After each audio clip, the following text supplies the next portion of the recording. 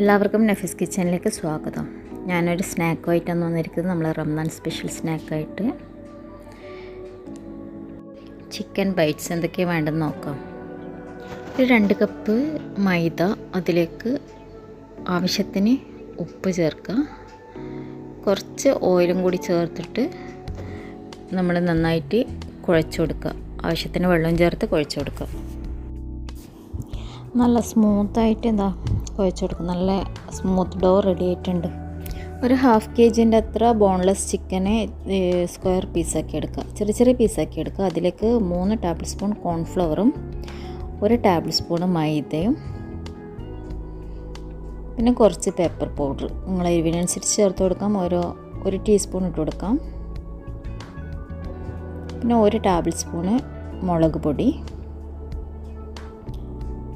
1 teaspoon soya sauce, ഉപ്പ് ആവശ്യത്തിന് ചേർത്തിട്ട് ഒന്ന് മിക്സ് ചെയ്ത് കൊടുക്കുക.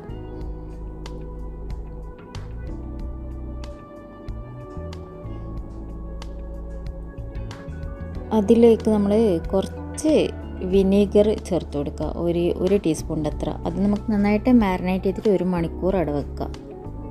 വിനീഗർ ഫസ്റ്റും ചേർത്ത് കൊടുക്കുക. നമ്മൾ മൈദ ചെറിയ ബോൾസ് ആക്കിയിട്ട് ഇതേപോലെ റൗണ്ടിൽ പരത്തിയെടുക്കാം. ഓക്കെ, ഇതേപോലെ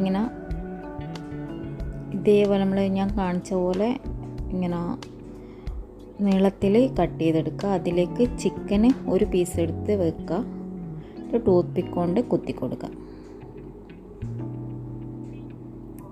ഇങ്ങനെ സ്ട്രിപ്സ് ആയിട്ടാണ് നമ്മൾ ഇതാക്കേണ്ടത്. കുറച്ച് വീതിയിൽ കട്ട് ചെയ്യാൻ, ഇങ്ങനെ ഇതേപോലെ ഉണ്ടാവാൻ.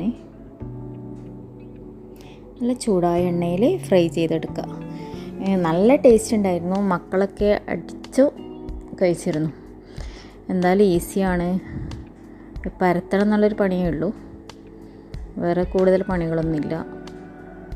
ഇതേപോലെ ഗോൾഡൻ ബ്രൗൺ കളറാകുമ്പോൾ എടുത്ത് വെക്കുക. സോസ് മയോണീസൊക്കെ കൂട്ടിയിട്ട് കഴിക്കാം. എന്തായാലും മക്കൾക്ക് ഇഷ്ടമാവും. കുട്ടികൾക്ക് മാത്രമല്ല കേട്ടോ, വലിയ ആൾക്കും ഇഷ്ടമാവും. ഇവിടെ എല്ലാവരും ഇതിങ്ങനെ വെച്ചിട്ട് 5 മിനിറ്റ് കൊണ്ട് കാലിയാക്കിന്.